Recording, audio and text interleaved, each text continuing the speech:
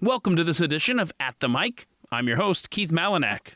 Zeynep Yenisey is a magazine writer, a friend of mine, and she has thoughts on so much. Her story is next. First, let's talk about American founding father and second president of the United States, John Adams.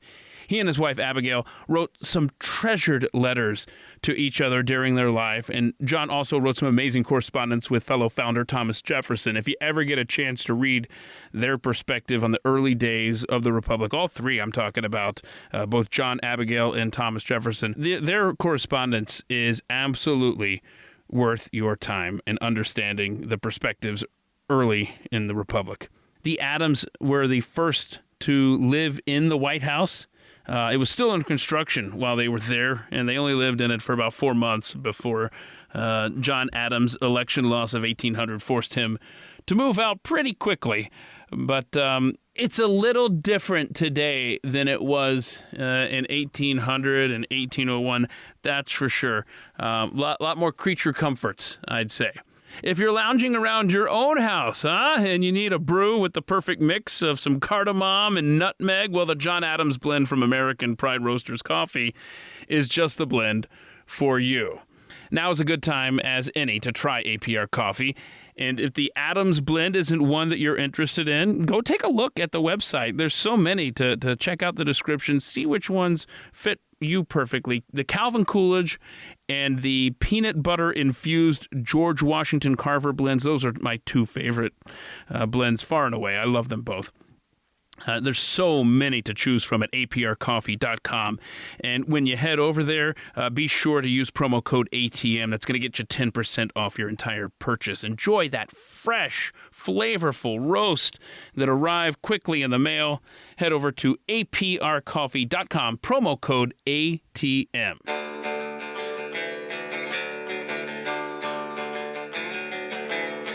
You're listening to At the Mic with Keith, an independent podcast production. Zeynep Yenisey is this week's guest on At the Mic. She's a writer who isn't afraid to be outspoken. And in our conversation today, she shares a story that's very personal to her, and I'm grateful she took the time to share it with us.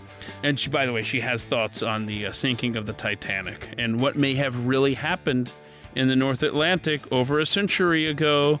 Oh, yeah, we got some conspiracy talk today. I don't want to delay any longer, so here's our conversation with Zeynep Yenisey on this week's edition of At the Mic.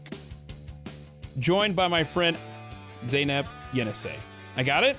Yes.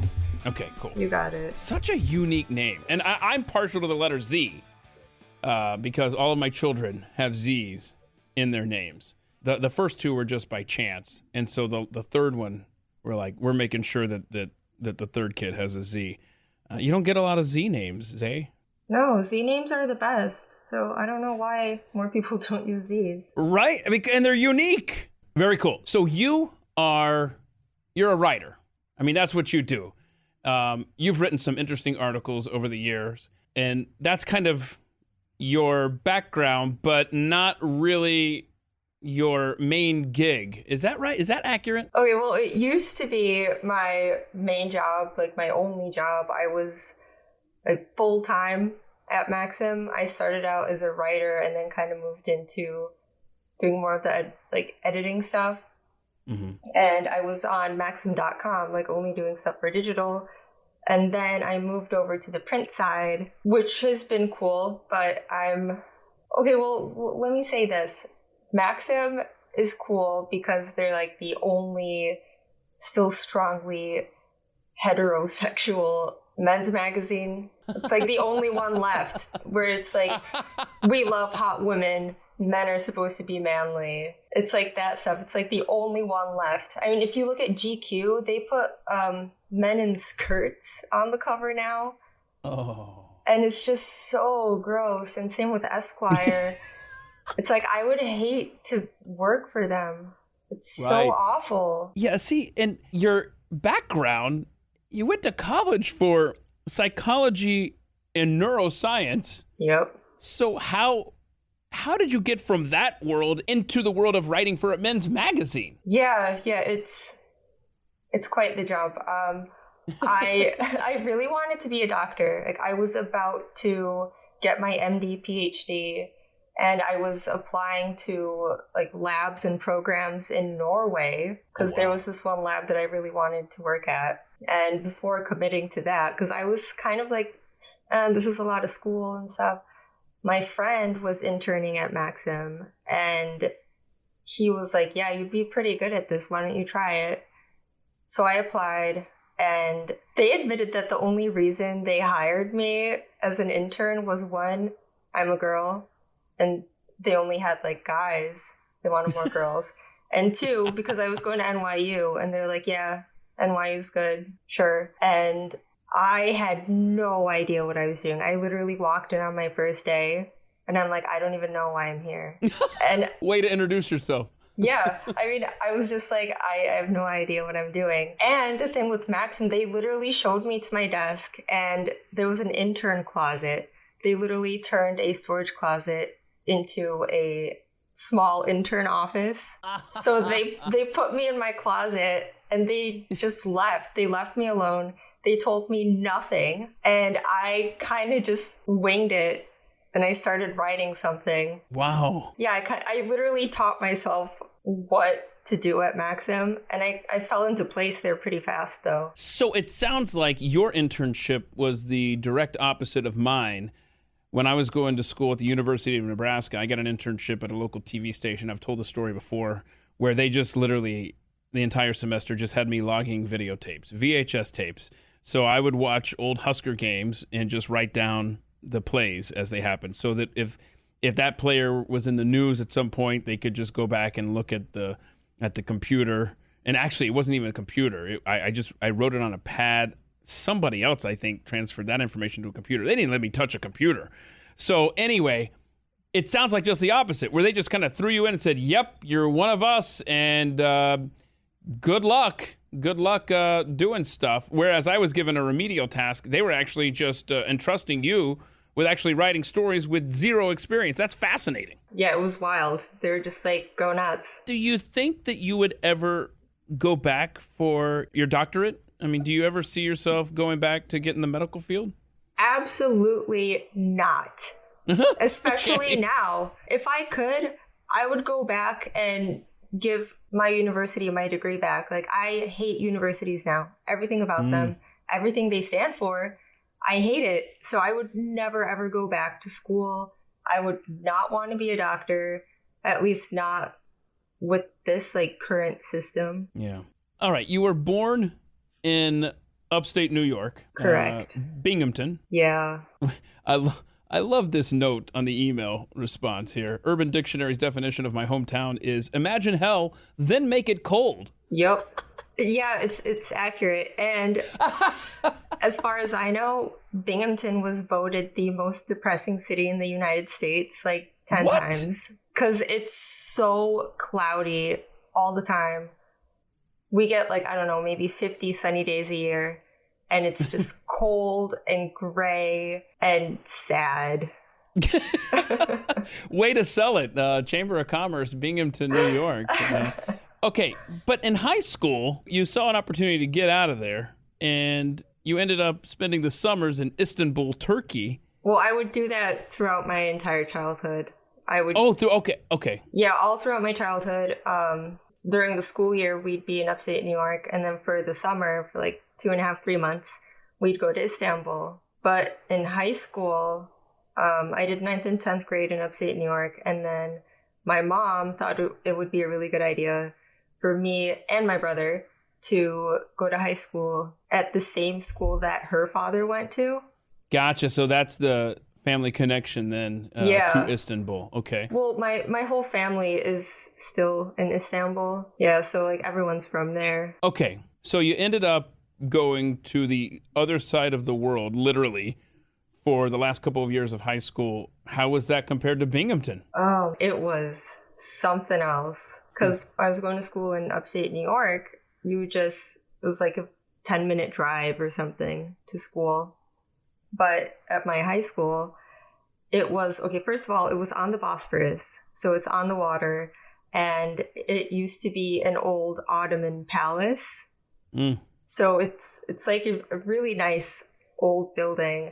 And So you went to a high school that literally used to be a palace. yes. Yeah. Crazy.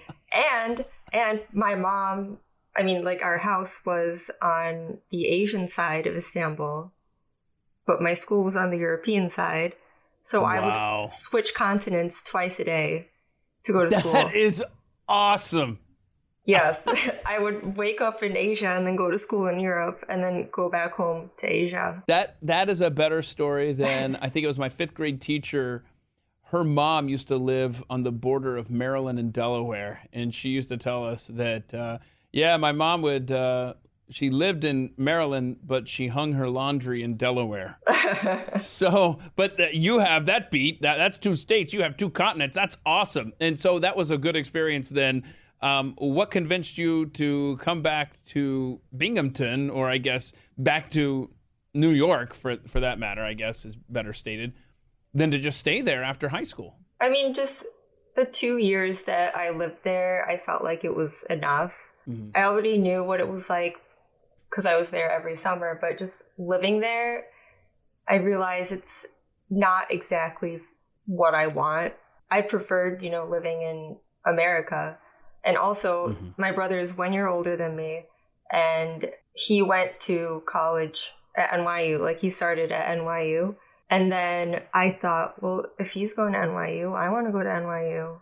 So I also got into NYU. So that was basically it. I just liked America better, and also I wanted to go to NYU. So when you were a kid, you wanted to be a chef. You ended up going to school, getting your bachelor's in science, right? And yet you ended up in the world of writing. I mean, that's you've covered a lot of ground. In fact, with that job with Maxim, you did a lot of traveling, if I'm not mistaken, correct? Oh, yeah. I literally traveled the world, and it was awesome. That's great. So where all did you go? I mean, granted, the bar's pretty high when you literally spent every day on 2 continents in high school. Where all did you travel with your writing? Well, I went to Mexico, I think no less than 15 times. I went to Peru. That was a really epic trip. I spent almost 2 weeks traveling Peru, and I was everywhere. I even stayed in deep in the Amazon for a few nights, and that was crazy. Where were you sleeping? If you're deep in the Amazon? It was a luxury resort, but it was still, in the Amazon, there was electricity for certain hours of the day. And oh, no. These were individual bungalows that everyone had. And at night, it was at 10 o'clock, they cut off the electricity because it's with a generator. And you have flashlights, to go to the bathroom and stuff.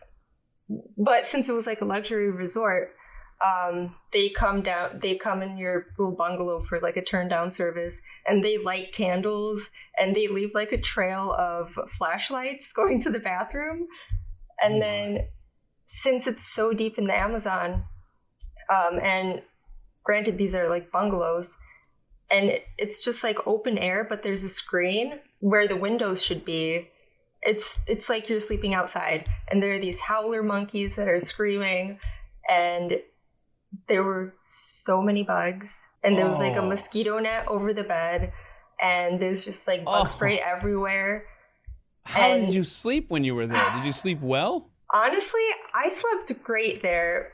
The bugs were way worse around Machu Picchu. The place I stayed, the hotel, again, it was a luxury place, but it's still kind of in a jungly place, and there were so many bugs, and I'm not someone who loves bugs. No. So that was tough. They're in the bed and stuff. Oh, no. Even with the mosquito net going, huh? Yeah, it was just everywhere. Yeah, this isn't the first international experience discussed on this podcast where you hear this other part of the world described, and it, with all of our troubles, it makes you appreciate the creature comforts of the United States all the more, right?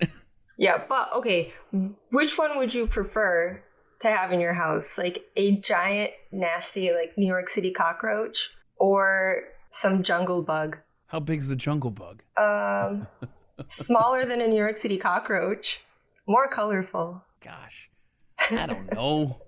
See, don't ask me these questions. Can I not have the experience where neither exist? Ugh, gross. Okay, By the way, fine. if I had a minor league baseball team or minor league hockey team, that's a heck of a nickname. The Jungle Bugs. That would work. I like it. So you've been to South America, Mexico. You've been overseas in other parts of the world as well, right? Yeah, like Dubai, Germany, Austria, Italy. My gosh. Okay, so what's your favorite place outside of the U.S. to visit then? What was your best trip? My best trip. I mean, I loved Peru, but I feel like I talked about that enough. Well, I loved Venice. I went to Venice a couple times, but now I'm not a big fan of Italy because of everything they're doing. Yeah, we're going to get into that. Travel options have been severely limited for many people, and we'll definitely get into that. I want to touch on real quick. I love how you mentioned in the email when I asked what are some other jobs you've held. Tell me about your short stint at Abercrombie and Fitch. Is that right? Did I get that right? I'm not hip enough. Is it just Abercrombie or is it Didn't it used to have two names or is it still got the two names? Yeah, it still has the two names. Okay, so you're just... Fitch. Gotcha. So when you answered in the email and you just put Abercrombie, you were just being hip. I see. And just leaving out the Fitch. Okay, so you had to greet customers. This was your job. Greeting customers when they came in. Small talk, happy talk. That wasn't for you, huh? No. Literally, I walked into Abercrombie to just like look around one day, and their store manager, I think, he thought I would be a good addition to their little store team. And he was like, hey, do you want to work here? And I'm a freshman in college. I'm stupid. So I said, yeah, that sounds cool. So I started working there. It did not last long. This was I don't know, maybe a month that I worked there. I stood at the door, and when each person walked in, I had to say, hey guys, what's up? Wait, so hold on. That was the prerequisite of the job. Like you literally had to say, hey guys, what's up? Yeah. There was another thing. There was like two little taglines that you had to say. You'd be like, hey guys, what's up? And, I think you've probably seen it at Abercrombie, and they have it at Hollister too. They have like hot shirtless guys waiting at the door some days. Really? No, I'm not familiar. You've never seen this. that? Oh yeah, it's like their thing. I don't know if they still do it. Wait, what store is this? They do it at Abercrombie, and they also do it at Hollister. Okay, Hollister. You know what? I maybe have been into an Abercrombie, I don't know, 2 or 3 times in my life. Maybe if there's like an outlet mall. I don't believe I've ever been in a Hollister. Are these in like Manhattan or something? These stores are everywhere. Basically any mall. Oh, you're saying that this shirtless guy greeting stuff is at all their locations? Yeah, basically. But they, at most like malls and stuff, I think they only do it on certain days, like around a holiday or something. Because I remember seeing the shirtless guys at the mall in Binghamton. Oh, God. Were they wearing like Santa caps and stuff? Of course they were. They had to have been. I don't remember, but if they were, that'd be hilarious. But yeah, they just wait at the door, these hot shirtless guys, and I think they have like girls in bikinis. Oh God. I might be making that up. I've not been to these places. Okay, so you're not married. No. But you do hope to get married and have kids someday. Yeah. That's your big goal, right? The dating pool is terrible, so I'm not sure when that'll happen because everyone sucks. But this makes me glad that I'm not married yet, because with everything going on right now, I would hate to be married to someone who does not share the same thoughts and beliefs as me. That sounds like a nightmare. This has been a defining moment in the last couple of years. This has been an interesting time, and we've got a lot of ground to cover in that realm. Before we do that, though, I love that this makes me laugh. Okay, so I asked the question, do you have any hobbies? You do jigsaw puzzles. Those drive me insane, by the way. I love jigsaw puzzles. What is it about jigsaw puzzles and my oldest daughter and my stepdad? I mean, they literally sit there and do jigsaw puzzles together. I walk by. If I don't see a piece that fits within 3 seconds, I keep walking. How do you guys have the patience for that stuff? I don't know. It's relaxing. Oh, it's just the opposite for me, because I'm a guy who I want to accomplish stuff. And I don't feel like, even with the accomplishment of finishing the puzzle, I don't feel like the time spent on it is worth the finished product. Sorry. No, it is. Kudos to you. It's so fun. You just like all of the colors and the pieces, and it's so nice. Do you still play this game? Because this happens a lot with my guests. Like, we'll get the email and then it'll take us forever to schedule a time to record.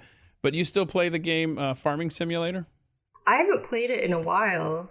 Oh, that's sad, because I wanted to ask you about one of your life goals was to own a farm. Is that still accurate? Because I was wondering if maybe you had that goal because of the app. Oh, I mean, I definitely still want a farm. Okay. Definitely still want it. But you're not still doing Farming Simulator, which now I'm interested in. Like, it's an app, right? Oh, no, it's a game. Like on a computer or something? Yeah, a computer, and I played it on PlayStation. Oh, wow. Wait. Okay. I didn't realize that people played video games that weren't on phones. Is that still a thing then? Keith, yes. What?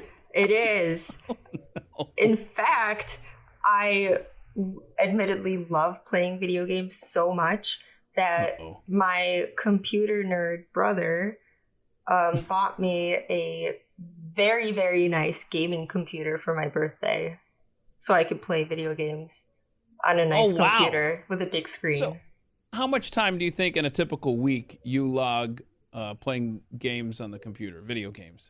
Recently, with work and stuff, not too much. I don't know, maybe 5 hours. See, I was one of those kids growing up where all my friends would play video games. I would only play sports video games, football, hockey, baseball, stuff like that. I could never get into like the fantasy games or anything like that, but I am listening when you talk about Farming Simulator. I don't know what it is, but that sounds like fun, because what do you grow crops, and do you have to battle the weather and stuff like that? Yeah, you literally, it's so realistic. Are there locusts and stuff too? Oh, no bugs, no bugs. Oh, but okay. you have like different tractors and different. Yes, I need this game. It's so fun. It's like so detailed. Like every different type of like truck, tractor, like fertilizer system, everything, like water systems, and you can buy like different barns. And you can buy animals. I'm looking at Farming Simulator 16, 18, 20, 14. I played 19. 19. Okay. There's a new one. There's Farming Simulator 22 out now. All right. This is out of control.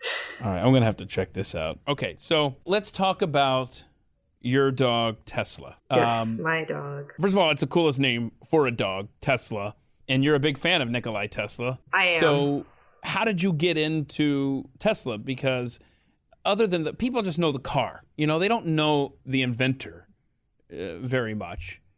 And I just wonder, like, how were you first introduced to him? I don't remember how I first heard of him, but it was a long, long time ago. And I remember in like 9th grade, I think, I tried building a Tesla coil with my brother. we're both like big on sciencey stuff. Just the more I learned about him, the more I read, the more interested I became. I think learning about Tesla was my first like big red pill introduction into the world of corruption that we live in, because everything he went through with Edison and that stuff is crazy, and Tesla has something to do with the Titanic. One of the people who died was his... I'm so glad that you segued into this, because I was looking forward to this podcast so that you could share your theory about the sinking of the Titanic. And was this a complete accident in the North Atlantic, or was there more behind this? Please, Zay, go, tell us. Oh my gosh. Okay, there's so many details that would take up way too much time to mention all of them. The Titanic and its sinking was not an accident. Absolutely not. And the ship that sank was actually not the Titanic. It was the Titanic's sister ship, the Olympic.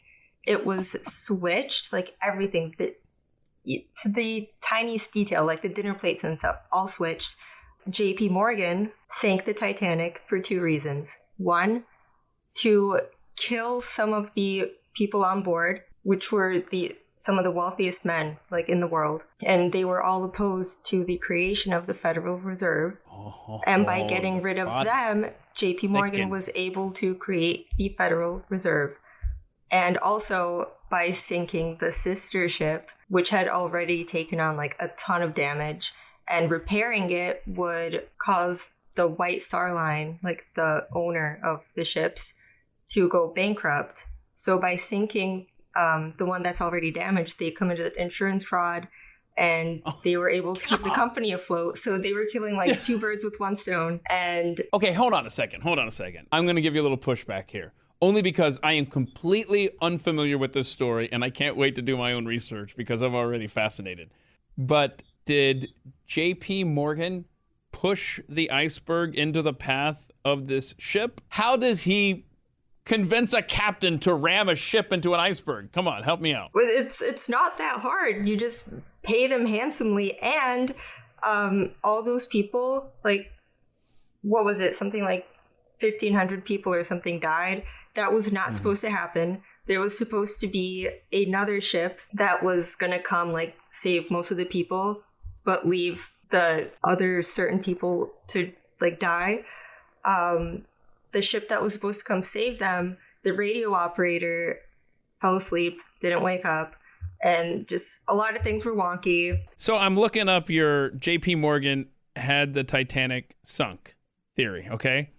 And I find a Business Insider article, and the headline is 5 Wild Conspiracy Theories Surrounding the Sinking of the Titanic, okay? One is the Titanic was marked by a controversial secret message.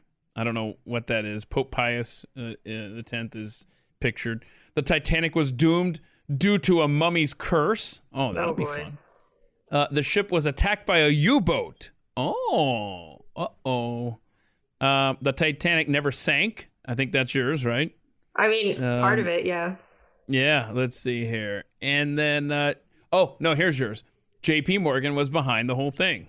Oh my goodness, this is going to be fun to read this. So you believe this theory that JP Morgan is the one who is behind the sinking of the Titanic? Yeah, absolutely. Backed by the Rockefellers. And get this, it was like right before the ship set sail, JP Morgan canceled his trip because he was supposed to be on the ship. He canceled at the last minute, and literally about 1 hour before the ship set sail, he had a bunch of bronze statues removed from the ship. Like, he had bronze statues on it, and he had them removed. And a Vanderbilt canceled his trip at the last minute. The Hershey's, like the founder of Hershey's chocolates, they canceled their trip. So isn't that pretty suspicious? And everyone who canceled were friends of JP Morgan. Wow, I have literally never heard of a conspiracy theory around the Titanic sinking. So thank you for enlightening me. I look forward to reading up on it. There is a conspiracy theory out there that I am prone to give credence to, and that is that Hitler got out of Berlin and ended up in South America. There's even further suggestion that he lived out his days posing as a Catholic priest that went by the name of Father Crespi. And there's some interesting details around Father Crespi that people might want to look up if they have their curiosity piqued here. So very interesting. I had no idea this theory existed. I had even less of an idea that you subscribe to this. Thanks for giving me something to read here. I'm looking forward to doing it's my so own interesting. research. There's so much stuff about it. It's so cool. How does Tesla fit into this, though? The wealthiest man on the ship who died, John Jacob Astor, he was very opposed to the Federal Reserve, like the creation of it. So it was very important to kill him off. He was Nikola Tesla's biggest investor. And it was like a year before he died, they were working on a special aircraft.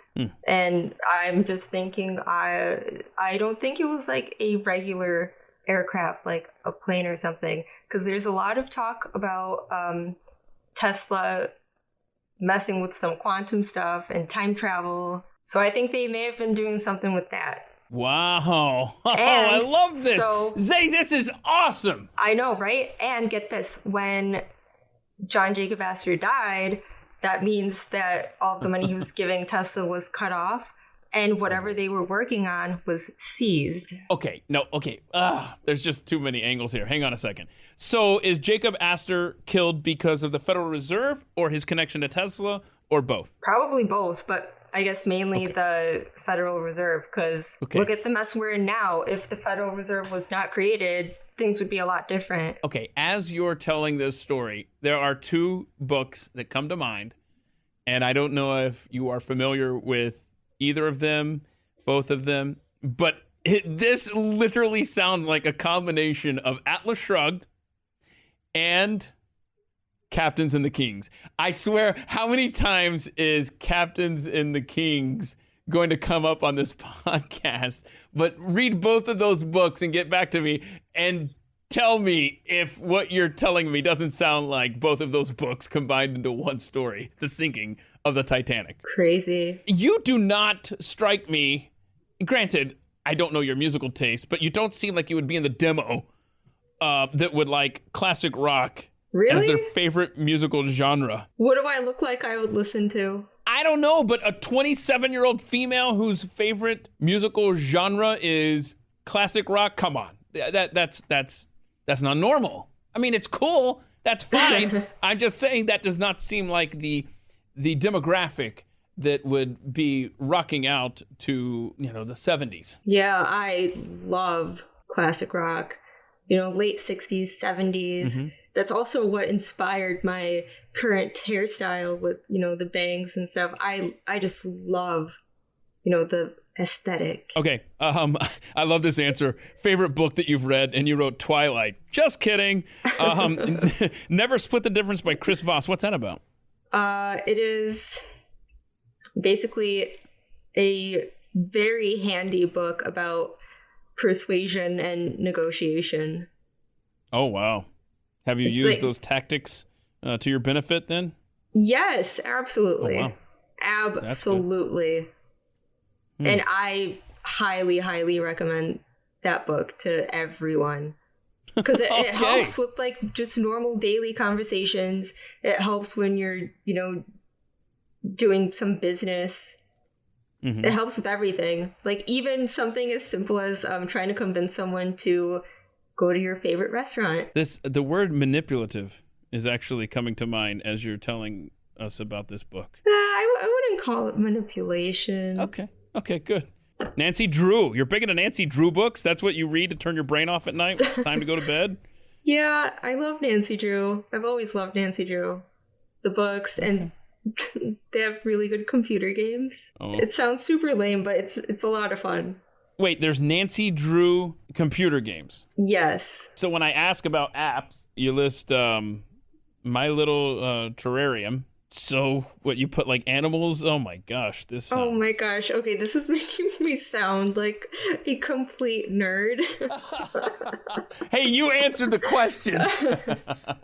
Yeah, the terrarium app is so cute and it's so fun. Okay, I'll just leave it at that then. All right, whatever. Let's circle back to Titanic talk if we can, please, because your brother made you a painting that was inspired by the Titanic.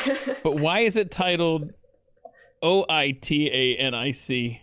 Yeah, it's the Oitanic. My brother was really into painting for a little while.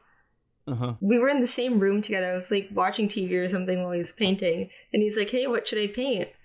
So I'm like, "Paint the Titanic." And so he was painting it, and it came out pretty bad. It's like a bad painting with like ugly stick figures on it.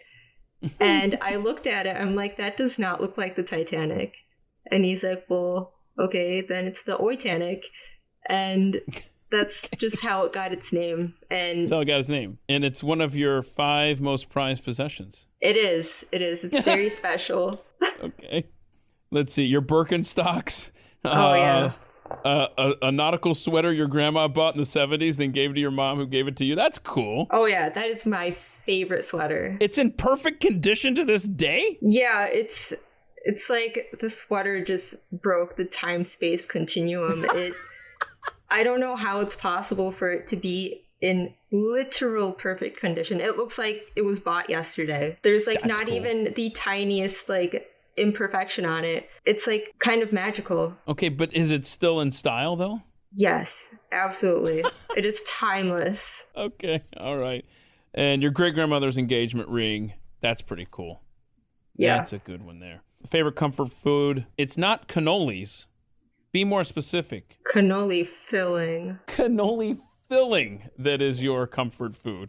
It just tastes so good. And there's this supermarket chain. Have you heard of Wegmans? Yeah. I used to live there. See, before my family moved to New Jersey to join me when we were moving from Charleston to New York to work for Glenn originally, I lived at Wegmans because of all their It's the best. Right, they had all these meals, you could go. It was great food. I mean, I wasn't cooking. I rented a room with a microwave. So I would spend so much time at Wegmans stocking up on meals that I would put in this little fridge and heat up. It was a sad existence. But Wegmans is really a great grocery store chain. It really is. Wegmans is awesome.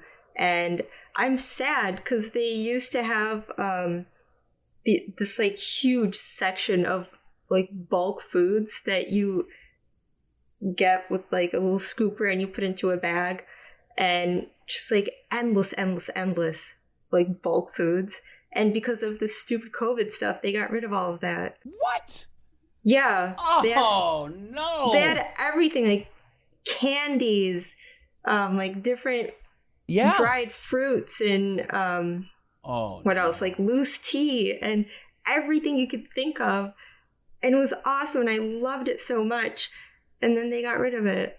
And clearly it's not coming back. But what I was saying about the cannoli filling in Wegmans is the only place that I've found that sells just cannoli filling. I was going to ask you that, but I kind of felt dumb. I was like, I'm sure it's a thing. Don't follow up on that. But you're telling me it's really not a thing, and Wegmans is the one that comes through for you. Yeah, I haven't seen it anywhere else. So Wegmans is the real MVP. I love this. You saw Kate Upton in a bathroom. That's Yep. Okay. You awkwardly washed hands next to each other. Oh yeah. You didn't say anything? You didn't say hi or anything? We like kind of smiled at each other and then just washed our hands in complete silence, and it was really weird. All right. I don't know Disney Channel references. I'm sorry. But there's some twins that I should probably know about, Dylan and Cole Sprouse, and one of them, you don't know which to this day, just nonchalantly stepped over your body. What were you doing on the floor of the library, though, at NYU? So the twins, like Dylan and Cole Sprouse, they went to NYU at the same time that I was there. And I was in the library one day. I was kind of like in the middle of the semester, and I, double majoring very stressed out, kind of having a meltdown. So I literally laid down on the floor in the library, and one of them had to like get past me. So while eating a bagel, I remember this, he was like eating a bagel as he just like very casually stepped over me. And I don't know which one it was, but I will never ever forget that day because it was just so weird.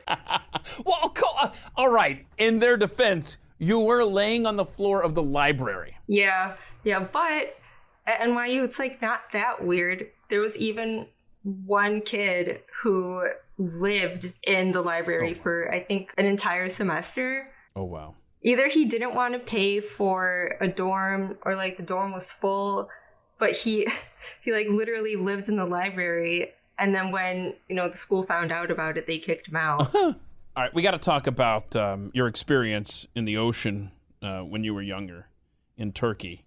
You said that there was some weird fish that were like biting at your legs or something, and now to this day you hate swimming when there's fish in the water.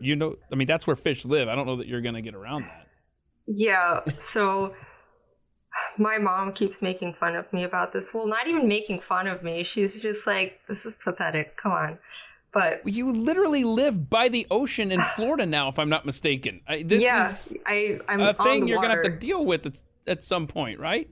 Okay, but I've literally developed like a slight phobia of fish because of that situation. I was like 6 years old and we took like a little vacation somewhere, and the place we went to is famous for having these little fish that if you like get in the water and you don't move for a few seconds, these tiny little fish come up and like nibble your legs. And as like a small child, it was traumatizing. It was so scary. I was like in the water, and then these fish are just like attacking me. And I gotcha. So now if I see fish, I don't get in the water. I hate it. In the 2+ decades since, have you had a similar experience where fish are nibbling at your legs?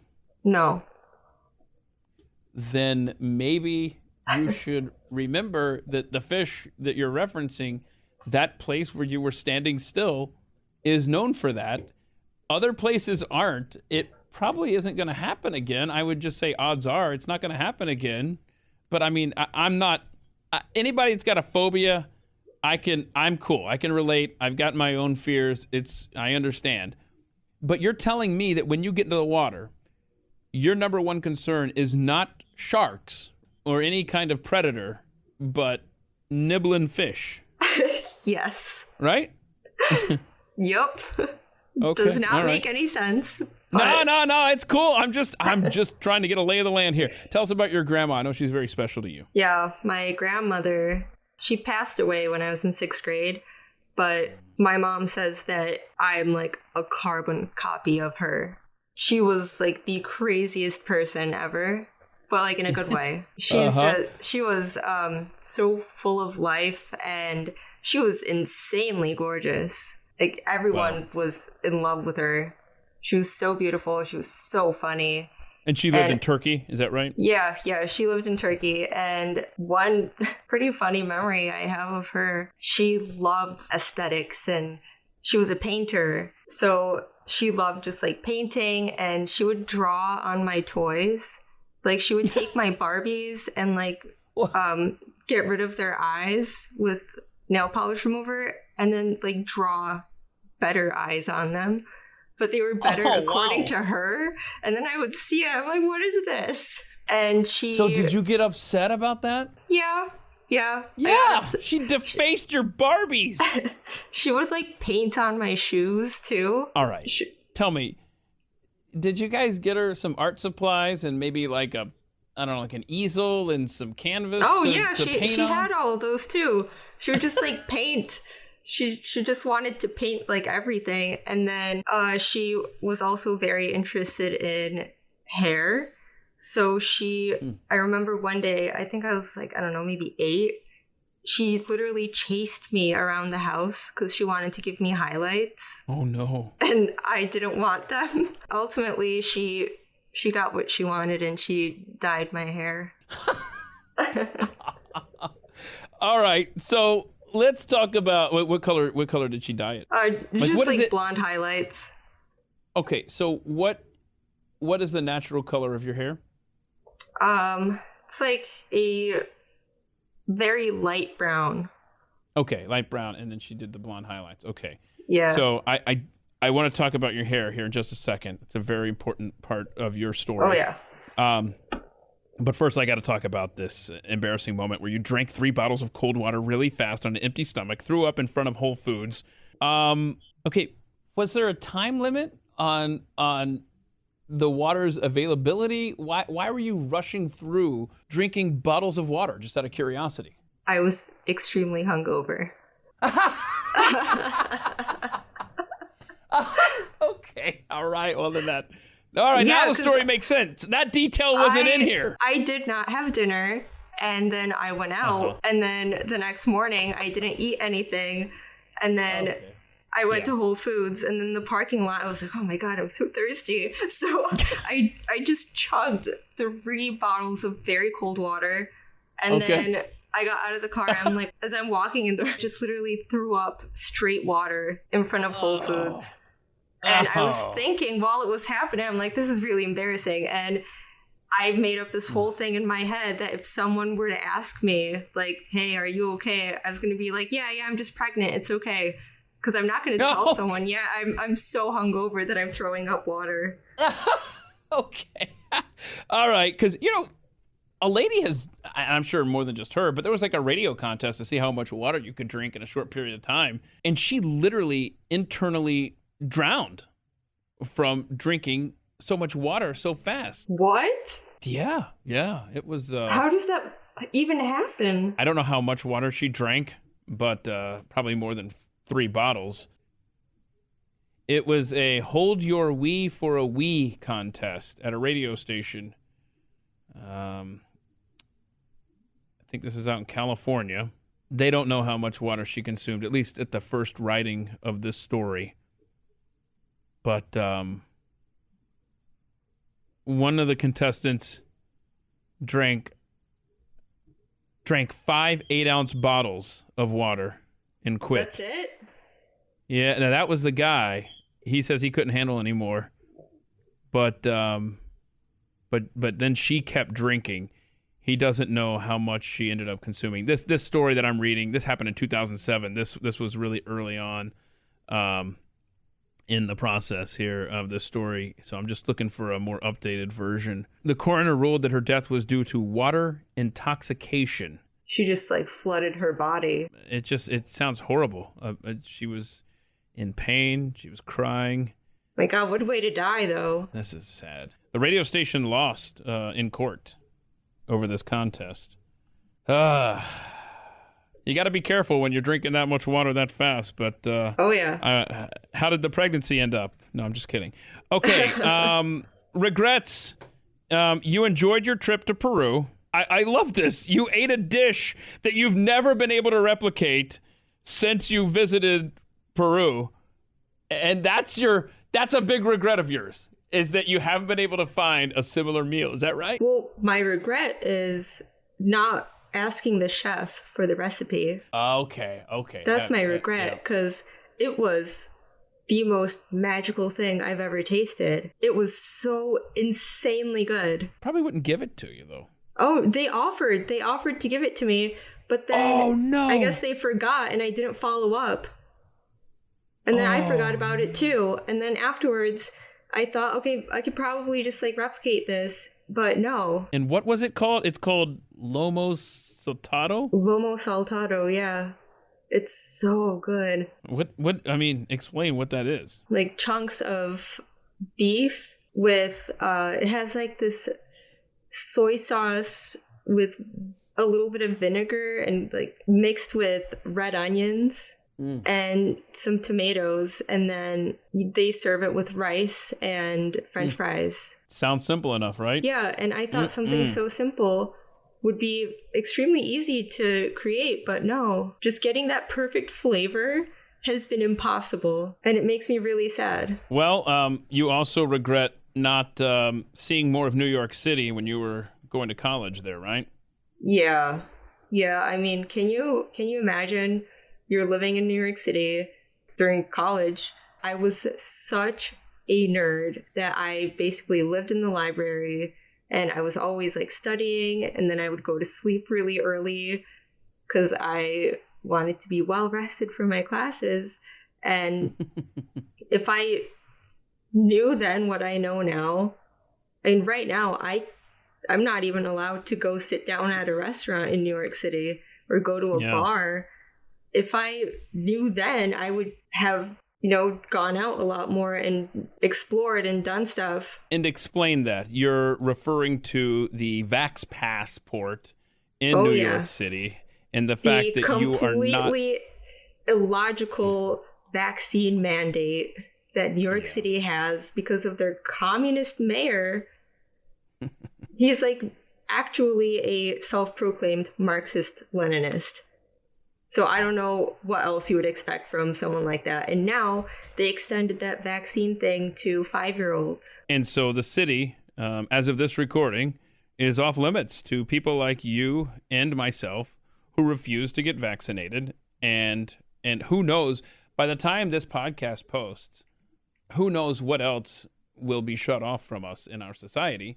And here we are. And it's tragic that... And I've told my kids this for a year and a half now. I said, guys, there's going to become a time when your world is going to get much, much smaller. Now, we are blessed to live in Texas, and we don't have those situations. But there's so many people that are facing that. And in fact, correct me if I'm wrong, this caused you to decide, because you were working remotely as a writer out of New York. Is that right? And then you decided, I've got to get to where there's freedom. And that's why today you are living in Florida. Is this right? I was in New York City when like the quote unquote pandemic started.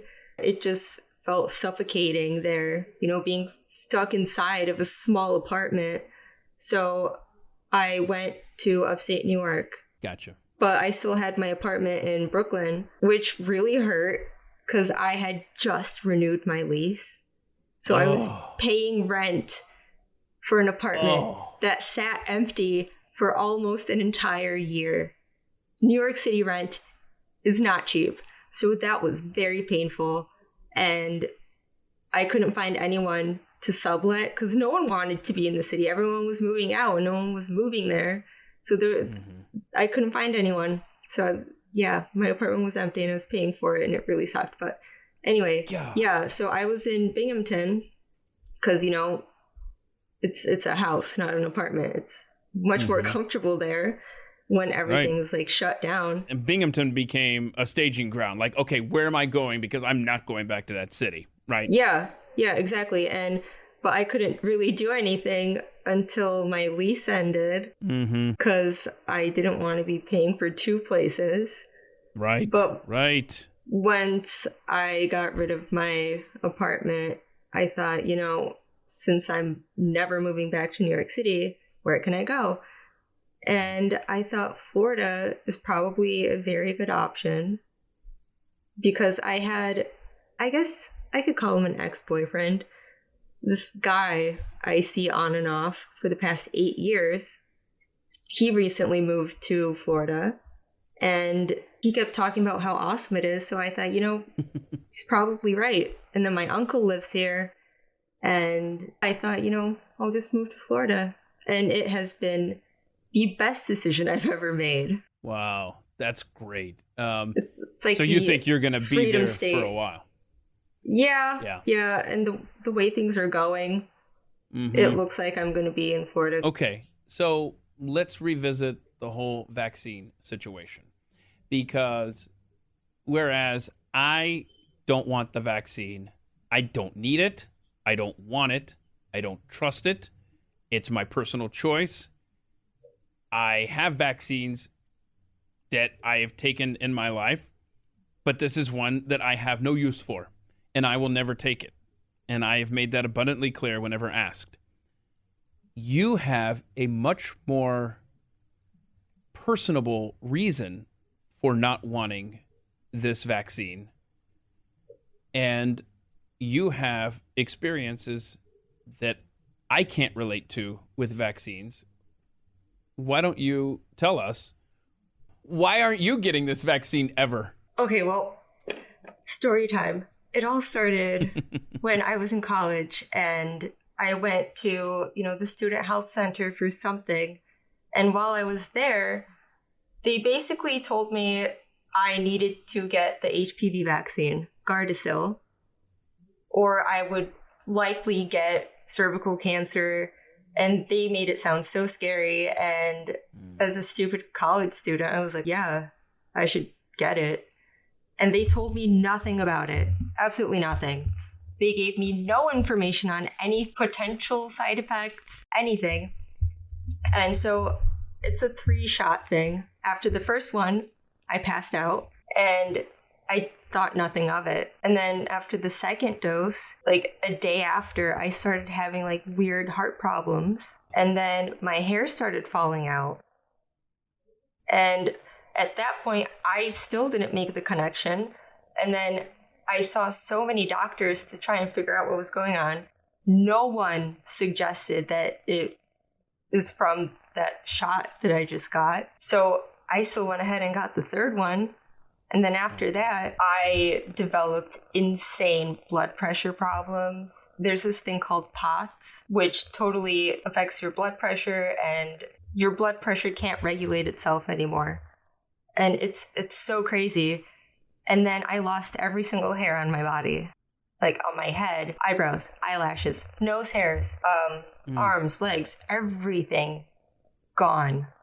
God. And at that point, things started clicking in my head. I'm like, wait, this isn't normal. Like, this stuff doesn't just happen. And then we figured out that it is from Gardasil. But any doctor that I told this to said, wow, how dare you? How dare you even suggest this? Like, this is life-saving. This is a life-saving vaccine. Like, this is ridiculous. And then if you read up on Gardasil even a tiny bit, any protection it might offer is for like only a few strains of HPV.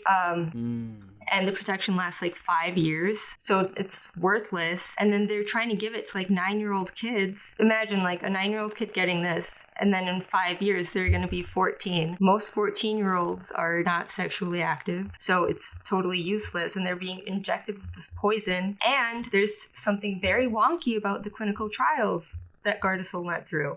It was a very, very small trial that they did, very, very tiny, and they pumped the placebo group full of aluminum adjuvants and gave them a bunch of weird side effects to make Gardasil look safe. So they're saying, yeah, it's as safe as salt water. No, not when the salt water contains aluminum. And so the placebo group got all messed up too. So it totally masked the side effects. And Gardasil was also fast-tracked to the market in 6 months.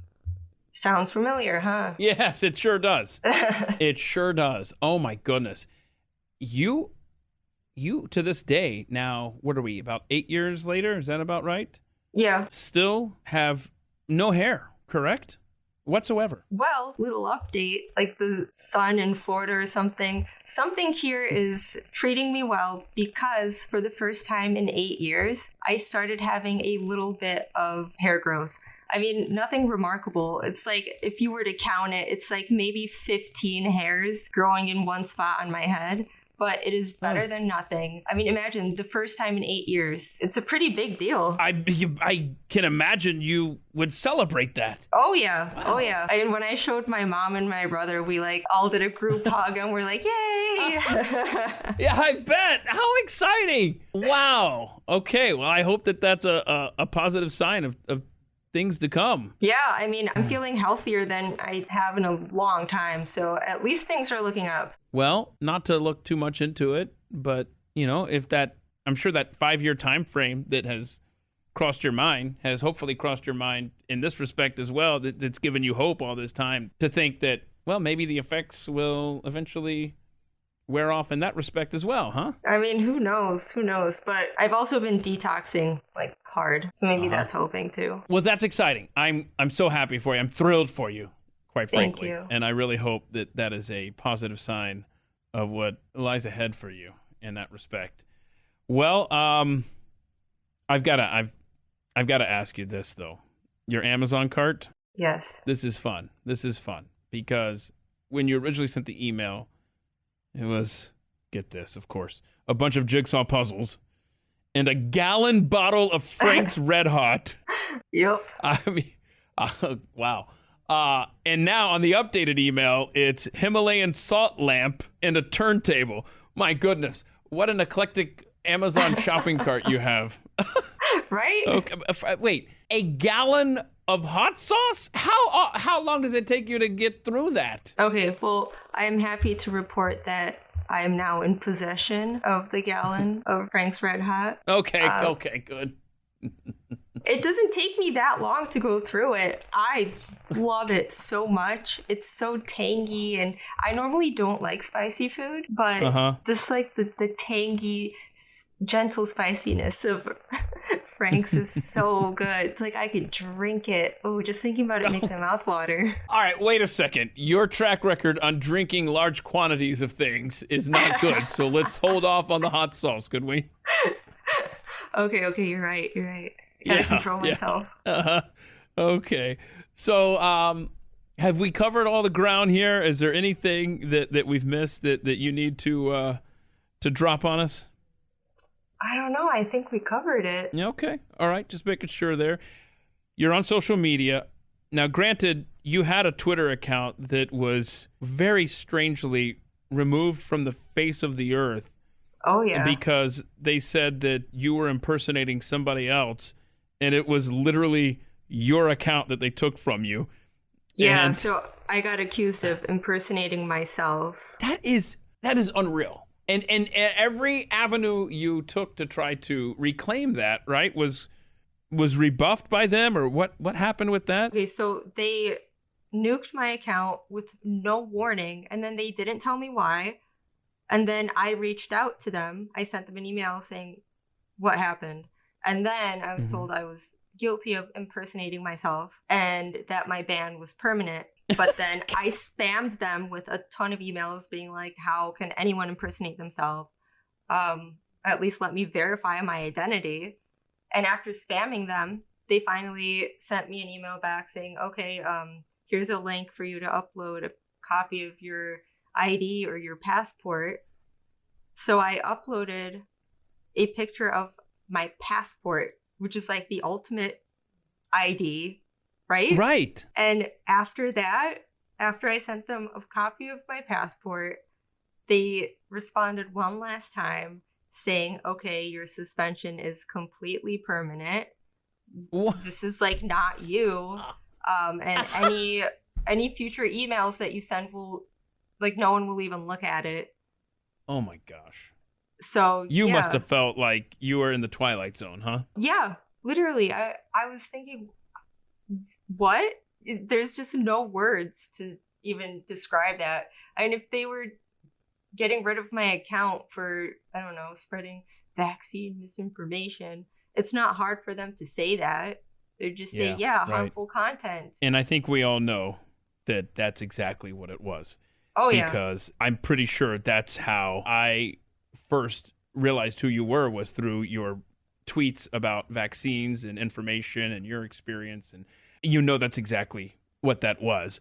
But you have a new account. Granted, you had thousands and thousands of followers, and you, like many before, are having to rebuild, and hopefully this podcast will help in that respect.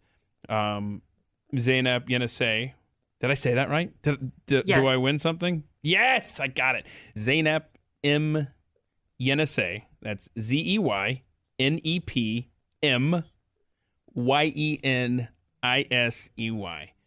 Zeynep Yenisey. That's your Twitter. Now on Instagram, are you still just Zeynep Yenisey? Yeah. On so Instagram. Just take out the M.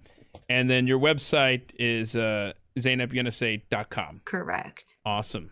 Well, I appreciate your time, and I sincerely appreciate you sharing your story.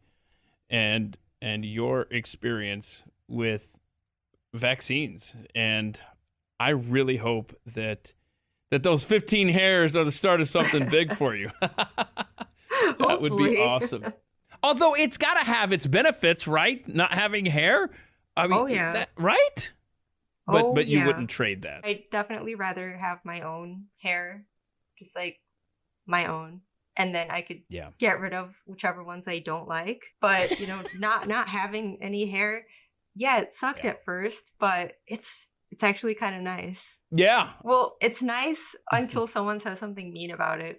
Then it just gets weird. Well, I went out with some guy about a month ago, and everything was going great, and he was cool, and we're talking, and then the topic of me losing my hair after getting Gardasil came up, and he just looked really grossed out, and he was like, "Oh wow, that is a speed bump." And oh no, I'm like, "Excuse me? What do you mean?" And he was like, "Well, what if this is something that's epigenetic, and then if we have kids and this happens to them too?" I'm like, I didn't do this to myself. It's like, this is not natural. This is not genetic.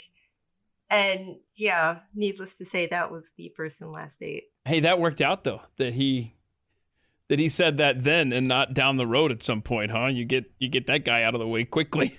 Absolutely. So I'm glad we had that conversation. Yeah. All right. Well, keep us updated on your journey. Because, I will. I'm excited to hear that news. So I hope it leads to a complete and full recovery, however long it takes. Hopefully. Yeah. I appreciate you making time, and like I said, appreciate you sharing the seriousness of what you've gone through. And I hope it does get better. But thank you so much for making time today. Zeynep Yenisey. Thank you for having me. Be sure to keep up with Zay. She's outspoken. She has a lot to say on multiple topics in this new post-2020 world that we're living in. And I hope that you will check out her stuff. Also, I hope you'll share this show. And now we're at the 86 episodes of At the Mic. Wow. Just send that link out to whoever you think may need to hear some unique conversations in their life, just like the one you heard today. AtTheMicShow.com is that link. AtTheMicShow.com. Merchandise available over at AtTheMicShop.com. Just one letter different there. Hey, next week I sit down with an individual who's run for president of the United States. His name is Austin Peterson, and he has a story to tell. That's next week on At the Mic. Well, until then, please go be free, and thank you for listening. This has been At the Mic with Keith, an independent podcast production. Head to atthemicshow.com for archived episodes, sponsor information, and ways to connect.